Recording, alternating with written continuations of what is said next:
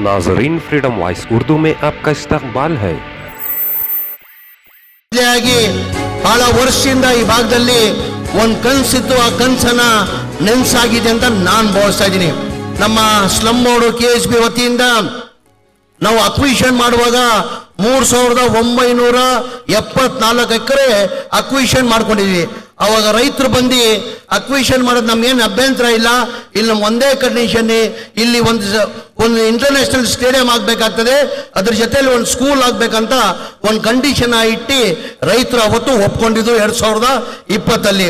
ನಮ್ಮ ಲೋಕಸಭಾ ಸದಸ್ಯರಾದಂಥ ಮಾಜಿ ಸದಸ್ಯರಾದಂಥ DK ಸುರೇಶ್ ಅವರು ಬಹಳಷ್ಟು ಪ್ರಯತ್ನ ಮಾಡಿದ್ರು. ಬಿಜೆಪಿ ಕಾಲದಲ್ಲಿ ಸೋಮಣ್ಣ ವಸತಿ ಸಚಿವರುವಾಗ ಬಹಳ ಪ್ರಯತ್ನ ಮಾಡಿದ್ರು, ಇಲ್ಲಿ ಇಂಟರ್ನ್ಯಾಷನಲ್ ಸ್ಟೇಡಿಯಂ ಮಾಡಬೇಕಂತ. ಅದಾಗಲಿಲ್ಲ. ನಮ್ಮ ಸರ್ಕಾರ 2023 ನಮ್ಮ ಸರ್ಕಾರ ಬಂದಾದ್ಮೇಲೆ ನಾನು ವಸತಿ ಮಂತ್ರಿ ಆದ್ಮೇಲೆ ನನ್ನ ಅನ್ಸಿಗೆ 16 ಬಾರಿ ಇಲ್ಲ 100 ಬಾರಿ ಬಂದು ನನ್ಗೆ ಒತ್ತಡ ಮಾಡಿ DK ಸುರೇಶ್ ಅವರು ಇಲ್ಲಿ ಇಂಟರ್ನ್ಯಾಷನಲ್ ಸ್ಟೇಡಿಯಂ ಆಗ್ಲೇಬೇಕಂತ ಹೇಳ್ಬಿಟ್ಟು ಇವತ್ತು ಒತ್ತಡ ಮಾಡಿ ಇವತ್ತು ಏನು ಗುದ್ಲಿ ಪೂಜೆನ ಮಾಡಿದ್ದಾರೆ, ಇವತ್ತು ನಾವು ಮಾಡಿದ್ದೀವಿ. ಅದು ಟೋಟಲ್ ಕ್ರೆಡಿಟ್ ನನ್ನ ಮಾಜಿ ಲೋಕಸಭಾ ಸ್ನೇಹಿತರು, ನಮ್ಮ ನಾಯಕರಾದಂಥ DK ಸುರೇಶ್ ಅವ್ರಿಗೆ ಹೋಗ್ಬೇಕು.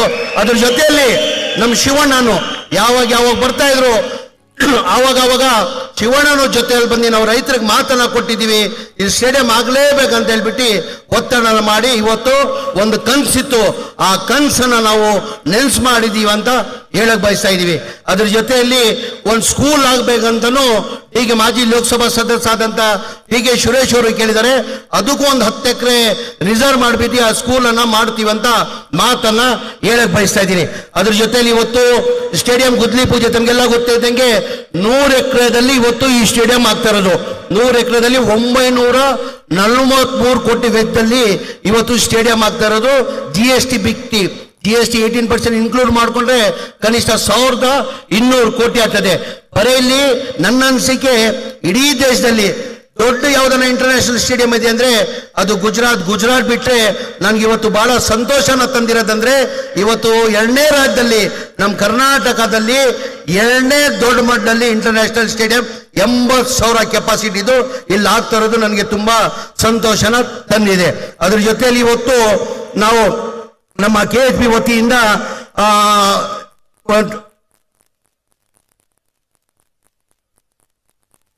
KSB ವತಿಯಿಂದ ಟೋಟಲ್ 101 ಕೋಟಿದಲ್ಲಿ 3 ಬೆಡ್ರೂಮ್ದು G+10 ಮತ್ತೆ G+5 ಟೋಟಲ್ 174 ಫ್ಲಾಟ್ ಮತ್ತೆ 200 ಒಟ್ಟಾಗಿ 100 ಚಿಲ್ಲರೆ ಫ್ಲಾಟ್ಗಳು 101 ಕೋಟಿ ವೆಚ್ಚದಲ್ಲೂ ಇವತ್ತು ಗುದ್ಲಿ ಪೂಜೆನ ಮಾಡಿದ್ದೀವಿ. ಬಹಳಷ್ಟು ಜನ ಈಗ ನನ್ನ ಅನಿಸಿಕೆ ಇಲ್ಲಿ ಸೂರ್ಯ ಸಿಟಿದಲ್ಲಿ ನಮ್ಮ ಇದು 4ನೇ ಹಂತದಲ್ಲಿ 4 ಫೇಸ್ ಅಲ್ಲಿ ಟೋಟಲ್ ನಮ್ಮ ಸೈಡ್ ಇರೋದು 2,500 ಸೈಡ್ ಇದೆ. ಅದಕ್ಕೆ ನಮ್ಗೆ ಅಪ್ಲಿಕೇಶನ್ ಬಂದಿದೆ 16,000 ಅಪ್ಲಿಕೇಶನ್ಗಳು ಬಂದಿದೆ. 16,000 ಅಪ್ಲಿಕೇಶನ್ ಅಲ್ಲಿ ಮನೆ ಸುರೇಶ್ ಸಾಹೇಬ್ರು ಆನೇಕಲ್ ಶಿವಣ್ಣ ಅವರು ಬಹಳ ಸತಿ ಬಂದು ನಮ್ಗೆ ಕೇಳಿದ್ದಾರೆ, ಇಲ್ಲ ನೀವು ಲೋಕಲ್ ಅವ್ರನ್ನ ನೀವು ಕೊಡ್ಬೇಕಾಗ್ತದೆ. ಈಗ ಅಪ್ಲಿಕೇಶನ್ ಅಲ್ಲಿ ಆಚೆ ಅವ್ರು ಇನ್ವೆಸ್ಟ್ ಮಾಡೋರೆಲ್ಲ ಅಪ್ಲಿಕೇಶನ್ ಅನ್ನು ಹಾಕ್ಬಿಡ್ತಾರೆ, ದಯಮಾಡಿ ನಮ್ಮ ಲೋಕಲ್ ಅವ್ರಿಗೆ ಸೈಟ್ ಸಿಕ್ಕಲ್ಲ, ದಯಮಾಡಿ 50% ರಿಸರ್ವ್ ಇಟ್ಟಿರಂತ ಸುರೇಶ್ ಸಾಹೇಬ್ರು ಬಂದು ಬಹಳ ಸತಿ ಶಿವಾಜ್ ಅವರು ಮತ್ತೆ ಶಿವಣ್ಣ ಅವರು ಬಹಳ ಕೇಳಿದ್ದಾರೆ. ಉದಾಹರಣೆ ಇಲ್ಲಿ 2,500 ಸೈಡ್ ಅಲ್ಲಿ ನಮ್ಗೆ ಅಪ್ಲಿಕೇಶನ್ ಬಂದಿರೋದು 16,000 ಅಪ್ಲಿಕೇಶನ್ ಬಂದಿದೆ. ಲ್ಯಾಟ್ರಿ ಮುಖಾಂತರ ನಾವು ಎತ್ತೀವಿ, ಯಾರು ಲೋಕಲ್ ಅವ್ರು ಸಿಗ್ತಾರೋ ಇಲ್ಲ ಗೊತ್ತಿಲ್ಲ. ಹಾಗಾಗಿ ಮಾಜಿ ಲೋಕಸಭಾ ಸದಸ್ಯರಾದಂತ ಸುರೇಶ್ ಸಾಹೇಬ್ರು ಕೇಳ್ಕೊಂಡಿದ್ದಾರೆ, ಇಲ್ಲ ನೀವು ಇಲ್ಲಿ ಬರೀ ಸೂರ್ಯ ಸಿಟಿಗೆ ಮಾತ್ರ ಇಡೀ ರಾಜ್ಯದಲ್ಲಿ ಏನಕ್ಕಂದ್ರೆ KSB ಸೈಟ್ಗಳಿಗೆ ಸಿಕ್ಕಾಪಟ್ಟೆ ಡಿಮ್ಯಾಂಡ್ ಇದೆ, ಲೋಕಲ್ ಅವ್ರಿಗೆ ಸಿಗ್ತಾ ಇಲ್ಲ, ಬೇರೆ ಯಾರೋ ಇನ್ವೆಸ್ಟ್ಮೆಂಟ್ ಮಾಡ್ತಾರೆ ಅವ್ರಿಗೆ ಏನಾಗ್ತದೆ ಲ್ಯಾಟ್ರಿ ಮುಖಾಂತರ ಅವ್ರಿಗೆ ಹೋಗ್ಬಿಡ್ತದೆ, ಲೋಕಲ್ ಅವ್ರಿಗೆ 50% ನೀವು ರಿಸರ್ವ್ ಇರ್ಬೇಕಂತ ಕೇಳ್ಕೊಂಡಿದ್ರಿ. ನಾನು ಮಾನ್ಯ ಮುಖ್ಯಮಂತ್ರಿಗಳ ಜೊತೆ ಮಾತಾಡಿ ಅದು 50% ರಿಸರ್ವ್ ಇಡಕ್ಕೆ ವ್ಯವಸ್ಥೆಯನ್ನ ನಾವು ಮಾಡ್ತೀವಿ ಅಂತ ಹೇಳಿ ಸಮಯ ಇಲ್ಲ. ಏನಕ್ಕೆ ಮಾನ್ಯ ಉಪಮುಖ್ಯಮಂತ್ರಿಗಳು ಮಾತಾಡಬೇಕು, ಪರಮೇಶ್ವರ್ ಸಾಹೇಬರು ಮಾತಾಡಬೇಕು, ಆಮೇಲೆ DK ಶಿವಕುಮಾರ್ ಸಾಹೇಬರು ಮಾತಾಡಬೇಕು. ನಾನು ಹೆಚ್ಚಾಗಿ ಮಾತಾಡಕ್ ಹೋಗಲ್ಲ.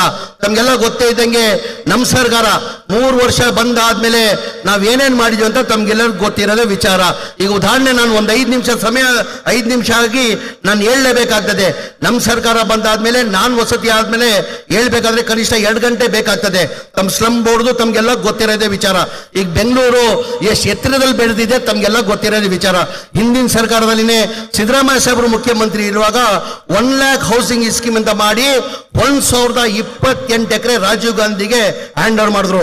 ಹಿಂದಿನ ಸರ್ಕಾರದಲ್ಲಿ ಸಿದ್ದರಾಮಯ್ಯ ಸಾಹೇಬ್ರೆ ಮುಖ್ಯಮಂತ್ರಿ ಇರುವಾಗ 1028 ಎಕರೆ ಹ್ಯಾಂಡ್ ಓವರ್ ಮಾಡಿದ್ರು. ಕಾರಣ ಅಂದ್ರೆ ಬೆಂಗಳೂರು ಬಹಳ ಎತ್ತರದಲ್ಲಿ ಬೆಳೆದಿದೆ. ಪಾಪ ಬೀದಿ ವ್ಯಾಪಾರ ಮಾಡೋರು, ಆಟೋ ಚಾಲಕರು ಮಾಡೋರು, ಬಡವರು ಇದ್ದಾರೆ, ಅವ್ರಿಗೆ ಒಂದು ಸ್ವಂತ ಮನೆ ಆಗ್ಬೇಕಂತ ಹೇಳ್ಬಿಟ್ಟು 6 ಲಕ್ಷನ ನಿಗದಿ ಮಾಡಿ 1028 ಎಕರೆ ಜಗಾನ ಕೊಟ್ಟಿದ್ರು. ಅವಾಗ ಗುದ್ಲಿ ಪೂಜೆ ಮಾಡಿ 50,000 ಟೆಂಡರ್ ಕರೆದಿ 50,000 ಮನೆಗಳು ಕಟ್ಟದ ಚುರುವನ್ನ ಮಾಡಿದ್ವಿ ನಾವು. ಇದೇ 6,000 ನಿಗದಿ ಮಾಡಿ ನಾವು ಕೇಂದ್ರ ಸರ್ಕಾರದಿಂದ 1.5 ಲಕ್ಷ ಕೊಡ್ತಾರೆ.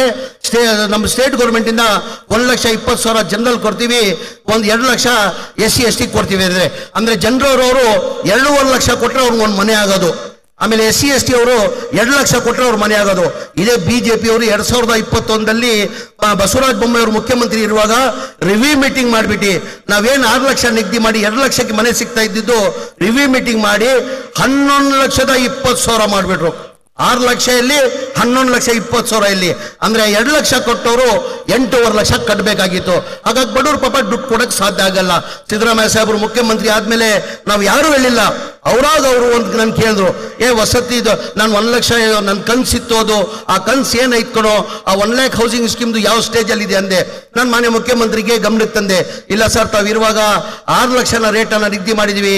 ಈ ಬಿಜೆಪಿ ಸರ್ಕಾರದಲ್ಲಿ ಬಸವರಾಜ ಬೊಮ್ಮಾಯಿ ಅವರು 2020 ಬಂದು 11,20,000 ಮಾಡಿದ್ರು, ಈಕ್ವಲ್ ಟು ಡಬಲ್ ಮಾಡಿಬಿಟ್ಟಿದ್ದಾರೆ. 8.5 ಲಕ್ಷ ಯಾಕೋ ಕೊಡಕ್ಕೆ ಬಡವ್ರು ಕೊಡಕ್ ಸಾಧ್ಯ ಆಗ್ತಾ ಇಲ್ಲ. ನಾವು ಯಾರೂ ಕೇಳಿಲ್ಲ.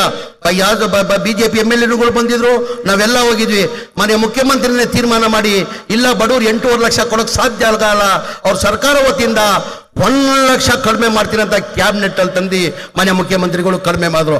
ಅದ್ರ ಜೊತೆಯಲ್ಲಿ ನೀನು 5 ಲಕ್ಷ ರೂಪಾಯಿ ಲೋನ್ ತಗೊಂಡು ಅವ್ರು ಬರೀ 2 ಲಕ್ಷ ಕೊಡ್ಬೇಕು, ಅವ್ರಿಗೆ ಮನೆಗಳು ಕೊಡ್ಬೇಕಂತ ಮಾನ್ಯ ಮುಖ್ಯಮಂತ್ರಿಗಳು ಸೂಚನೆ ಕೊಟ್ಟರು. ನಾನು ಬಹಳಷ್ಟು ನ್ಯಾಷನಲೈಸ್ ಬ್ಯಾಂಕ್ ಅವ್ರನ್ನ ಕರೆದಾದ್ಮೇಲೆ ಬಹಳಷ್ಟು 16 ಬಾರಿ ಮೀಟಿಂಗ್ ಮಾಡಿದೆ. ಆ ಸಿಬಿಲ್ ಇಲ್ಲ ಕಾರಣಕ್ಕೆ ನ್ಯಾಷನಲೈಸ್ ಬ್ಯಾಂಕ್ ಅವ್ರು ಮುಂದೆ ಬರ್ತಾ ಇಲ್ಲ. ಮಾನ್ಯ ಮುಖ್ಯಮಂತ್ರಿ ಗಮನಕ್ಕೆ ತಂದೆ ನಾನು, ಸರ್ ನ್ಯಾಷನಲೈಸ್ ಬ್ಯಾಂಕ್ ಅವ್ರು ಸಿಬಿಲ್ ಇಲ್ಲ, ಸಣ್ಣ ಪುಟ್ಟ ಲೋನ್ ತಗೊಂಡಿರ್ತಾರೆ, ಮೋಟಾರ್ ಬೈಕ್ ಮತ್ತೊಂದಕ್ಕೆ ಲೋನ್ ತಗೊಂಡಿರ್ತಾರೆ, ಆ ಸಿಬಿಲ್ ಅವ್ರು ಸಿಗ್ತಾ ಇಲ್ಲ. ಆ ಕಾರಣಕ್ಕೆ ನ್ಯಾಷನಲೈಸ್ ಬ್ಯಾಂಕ್ ಯಾರು ಮುಂದೆ ಬರ್ತಾ ಇಲ್ಲ ಸರ್. ಈಗ ನ್ಯಾಷನಲೈಸ್ ಬ್ಯಾಂಕ್ ಅಲ್ಲಿ ಲೋನ್ ತಗೊಂಡ್ರೆ 7ರಿಂದ 8% ಆಗ್ತದೆ. ಅವ್ರ EMI ಬಂದು ತಿಂಗಳಿಗೆ 5,000 ರೂಪಾಯಿ ಆಗ್ತದೆ. ಈಗ ನಾವು ಪ್ರೈವೇಟ್ ಬ್ಯಾಂಕ್ ಅಲ್ಲಿ ತಗೊಂಡ್ರೆ ಕನಿಷ್ಠ 8,500 ರೂಪಾಯಿ EMI ಕಟ್ಟಕ್ಕಾಗ್ತದೆ, 11% ಇಂಟ್ರೆಸ್ಟ್ ಆಗ್ತದೆ ಅಂದ್ರು. ಮಾನ್ಯ ಮುಖ್ಯಮಂತ್ರಿಗಳು ರಿವ್ಯೂ ಮೀಟಿಂಗ್ ಮಾಡಿ ನಿನ್ ಕ್ಯಾಬಿನೆಟ್ ತಗೊಂಡ್ಬಾ, ಅದೇನಿದೆ ನ್ಯಾಷನಲೈಸ್ ಬ್ಯಾಂಕ್ ಅಲ್ಲಿ ಅಷ್ಟೇ ಇಂಟ್ರೆಸ್ಟ್ ಅವ್ರು ಕೊಡ್ಲಿ, ಪ್ರೈವೇಟ್ ಬ್ಯಾಂಕ್ ಅಲ್ಲಿ ಲೋನ್ ತಗೊಂಡು 5 ಲಕ್ಷ ಅವ್ರು ಮಾಡಿಕೊಡು, ಮಿಕ್ಕಿದ ಹಣ ಸರ್ಕಾರ ಕೊಡ್ತದಂತ ಮಾನ್ಯ ಮುಖ್ಯಮಂತ್ರಿ ತಂದು ಕ್ಯಾಬಿನೆಟ್ ಅಲ್ಲಿ ಅಪ್ರೂವ್ ಮಾಡಿದ್ರು. ಏನಕ್ಕಪ್ಪ ಬಿಜೆಪಿ ಅವ್ರು ಮಾಡಕ್ ಸಾಧ್ಯ ಆಗಿಲ್ಲ. ನಾನು ರಿಪೀಟ್ ಮಾಡಕ್ ಹೋಗಲ್ಲ. ತಮ್ಗೆಲ್ಲ ಗೊತ್ತೇ ಇದ್ದಂಗೆ ಸ್ಲಮ್ ಬೋರ್ಡ್ ಅಲ್ಲಿ 1,80,000ದಲ್ಲಿ ನಾವು 3 ವರ್ಷದಲ್ಲಿ 80,000 ಮನೆಗಳು ಕೊಟ್ಟಿದ್ದೀವಿ. ಮೊದಲೇ ಹಂತದಲ್ಲಿ 2024 KR ಪುರಂ ಅಲ್ಲಿ ಕಾರ್ಯಕ್ರಮ ಮಾಡಿ 36,789 ಮನೆ ಕೊಟ್ಟಿವಿ. ಇದೇ ವರ್ಷದಲ್ಲಿ ಹುಬ್ಳಿದಲ್ಲಿ ಕಾರ್ಯಕ್ರಮ ಮಾಡಿ 42,345 ಮನೆ ಕೊಟ್ವಿ. ಏನಿಗೆ ಬಿಜೆಪಿ ಅವ್ರು ಕೊಡಕ್ ಸಾಧ್ಯ ಆಗಿಲ್ಲ, ಏನಿಗೆ ಜನತಾದಳ ಅವ್ರು ಕೊಡಕ್ ಸಾಧ್ಯ ಆಗಿಲ್ಲ. ಅವಾಗ ಯಾವ ಗ್ಯಾರಂಟಿನೂ ಇರ್ಲಿಲ್ಲ ಅವ್ರಿಗೆ. ನಾವು ಚುನಾವಣೆ ಟೈಮಲ್ಲಿ ಘೋಷಣೆ ಮಾಡಿರ್ಲಿಲ್ಲ ಈ ತರ ಮನೆ ಸರ್ಕಾರ ವತಿಯಿಂದ 4 ಲಕ್ಷ ಕಟ್ಕೊಡ್ತೀವಿ ಅಂತ ನಾವು ಘೋಷಣೆ ಮಾಡಿಲ್ಲ. ಬರೇ ಬಡವರು ಬೀದಿಯಲ್ಲಿದ್ದಾರೆ, ಕಷ್ಟದಲ್ಲಿದ್ದಾರೆ ಅಂತ ಹೇಳ್ಬಿಟ್ಟು ಮಾನ್ಯ ಮುಖ್ಯಮಂತ್ರಿಗಳು ಉಪಮುಖ್ಯಮಂತ್ರಿಗಳು ತೀರ್ಮಾನ ಮಾಡಿ 7,400 ಕೋಟಿ ಬರೇ ಸ್ಲಮ್ ಬೋರ್ಡ್ ಕೊಟ್ಟಿದ್ದಾರೆ. ಒಟ್ಟಾಗಿ ನನ್ನ ಇಲಾಖೆಗೆ ಈ 1 lakh ಹೌಸಿಂಗ್ ಇವೆಲ್ಲ ಸೇರ್ಕೊಂಡು 10,000 ಕೋಟಿಯನ್ನ ಎಕ್ಸ್ಟ್ರಾನ ದುಡ್ಡು ಕೊಟ್ಟಿದ್ದಾರೆ. ದಯಮಾಡಿ ಇದೆಲ್ಲ ತಾವು ಅರ್ಥ ಮಾಡ್ಕೊಳ್ಬೇಕಾಗ್ತದೆ. ನನ್ನ ವಸತಿ ಮಂತ್ರಿ ಮಾಡಿ ಇಂಥ ಒಳ್ಳೆ ಕಾರ್ಯಕ್ರಮನ ಮಾನ್ಯ ಮುಖ್ಯಮಂತ್ರಿಗಳು ನಾನು ಮಾಡಿಕೊಟ್ಟಿದ್ದಕ್ಕೆ ಅವ್ರ ಹೃದಯದಿಂದ ನಾನು ಧನ್ಯವಾದಗಳು ಸಲ್ಲಿಸಿ, ಪಾಪ ತಾವು ಬಹಳ ಖಾತ್ರಿಯಿಂದ ಉಪಮುಖ್ಯಮಂತ್ರಿಗಳು ಮತ್ತೆ ಮುಖ್ಯಮಂತ್ರಿಗಳು ಮಾತು ಕೇಳಕ್ತಾ ಕಾಯ್ತಾ ಇದ್ದೀರಾ. ನಾನು ಹೆಚ್ಚಾಗಿ ಮಾತಾಡೋಕೆ ಹೋಗಲ್ಲ. ತಮ್ಗೆಲ್ಲ ಇನ್ನೊಂದು ಬಾರಿ ಸುಭಾಷಣ ಇಲ್ಲಿ ಇರೋ ಭಾಗದಲ್ಲಿ ಎಲ್ಲರಿಗೂ ಸುಭಾಷಣ ಕೊಡಿ. ಹೆಚ್ಚಾಗಿ ನಾನು ಸುರೇಶ್ ಅಣ್ಣನ್ಗೆ ಓಪನ್ ಆಗೋಳ್ತೀನಿ. ಇದು ಕ್ರೆಡಿಟ್ ಹೋಗ್ಬೇಕಾದ್ರೆ DK ಸುರೇಶ್ ಅವರು ಅವರಿಂದ ಇವತ್ತು ಈ ಗುದ್ಲಿ ಪೂಜೆ ಆಗಿದೆ ಅಂತ ಹೇಳ್ತಾ ಇಲ್ಲ ಆಗಿರೋದು. ಇಲ್ಲೆಲ್ಲ ಪಾಪ ನಮ್ಮ ಅಧಿಕಾರಿಗಳು ಮತ್ತೆ ಪೊಲೀಸ್ ಸಿಬ್ಬಂದಿಗಳಿಗೆಲ್ಲ ನಾನು ಅಭಿನಂದನೆ ಸಲ್ಲಿಸಿ ಅವರಿಗೆ ಥ್ಯಾಂಕ್ಸ್ ಅನ್ನ ಹೇಳಿ ನನ್ಗೆ 2 ಮಾತಾಡೋಕೆ ಅವಕಾಶ ಕೊಟ್ಟಿದ್ದು ನಾನು ಮಾತು ಮುಗಿಸ್ತೀನಿ. ಜೈ ಹಿಂದ್, ಜೈ ಕರ್ನಾಟಕ, ಜೈ ಕಾಂಗ್ರೆಸ್.